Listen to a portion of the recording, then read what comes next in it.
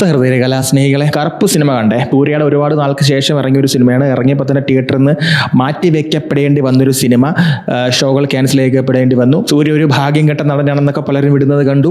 അവസാനം കണ്ട റെട്രോ ആണ്. റെട്രോ ആക്ച്വലി എനിക്ക് ഇഷ്ടപ്പെട്ട പടമാണ്. ഞാൻ അങ്ങനെ അതിനെ വളരെ മോശമായിട്ടൊരു സിനിമയെ കാണുന്നില്ല. എനിക്ക് കണക്ട് ആയി. പേഴ്സണൽ വ്യൂ ആണ്. എനിക്ക് ആ പടം ഇഷ്ടപ്പെട്ടു. ചിലർക്ക് ഇഷ്ടപ്പെട്ടില്ല എന്ന് പറയുന്നുണ്ട്. മെജോറിറ്റി അഭിപ്രായം പടം ഫ്ലോപ്പായി എന്നാണ്. ചില സിനിമകൾ ഓരോരുത്തർക്കും വ്യത്യസ്ത അഭിപ്രായമാണല്ലോ ഓരോ സിനിമയെ പറ്റി. ആക്ച്വലി എനിക്കൊരു ഒരു ഓക്കെ പടമായിട്ട് തോന്നിയത്.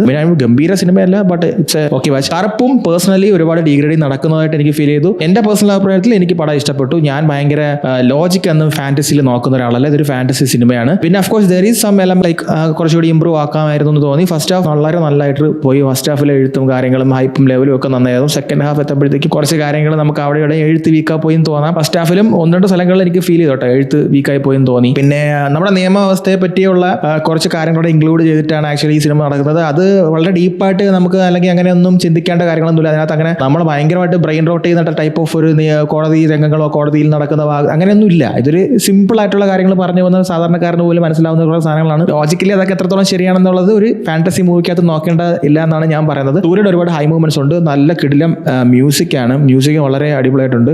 സൂര്യ ആസ് ആൻ ആക്ടർ അതിനകത്ത് അദ്ദേഹത്തെ ഒരു സ്റ്റാർഡം ഉപയോഗിച്ചിട്ടുണ്ടെന്ന് വെച്ച് കഴിഞ്ഞാൽ ഫാൻസിനൊക്കെ ഒരുപാട് ഇഷ്ടപ്പെടും. അങ്ങനത്തെ ഒന്ന് രണ്ട് മൊമെന്റ്സും അങ്ങനത്തെ ഒന്ന് രണ്ട് ഹൈ സാധനങ്ങളൊക്കെ ഉണ്ട്. ഒരുപാട് ഇംഗ്ലീഷ് മൂവിയുടെ റെഫറൻസ് ഒക്കെ ഉണ്ട്. നിഞ്ച സിനിമയുടെ റെഫറൻസ് ഒക്കെ ഞാൻ കണ്ട്. കാർ രണ്ടായിട്ട് വെട്ടിപ്പൊളന്നു പോകുന്ന സാധനങ്ങൾ അതുപോലെ ഒരുപാട് സിനിമകളുടെ ഉണ്ട്. എനിക്ക് പേഴ്സണലി ഇഷ്ടപ്പെടാത്ത ഒരു കാര്യം ഞാൻ പറഞ്ഞുതരാം. ദൈവം എന്നുള്ള ഒരു കോൺസെപ്റ്റാണ്. ആക്ച്വലി ഇതിനകത്ത് സൂര്യ ദൈവമായിട്ടാണ് വന്നേക്കുന്നത്. ദൈവത്തിന് ലിമിറ്റ് ഉണ്ട് ഇതിനകത്ത്. അപ്പം ലോക്കൽ ദൈവമാണ്.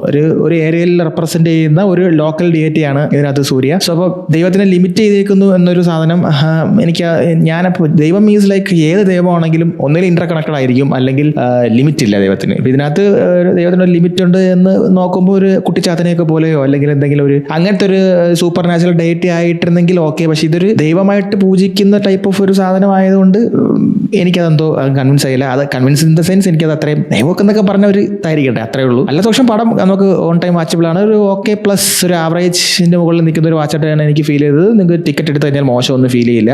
എനിക്ക് ഇഷ്ടപ്പെട്ടു. നമുക്ക് അങ്ങനെ ഭയങ്കര ലോജിക്കൊന്നും ചിന്തിക്കാതെ പടം കണ്ടാൽ നിങ്ങൾക്ക് ഉറപ്പായിട്ടും ഇഷ്ടപ്പെടുമെന്ന് ഞാൻ വിചാരിക്കുന്നു.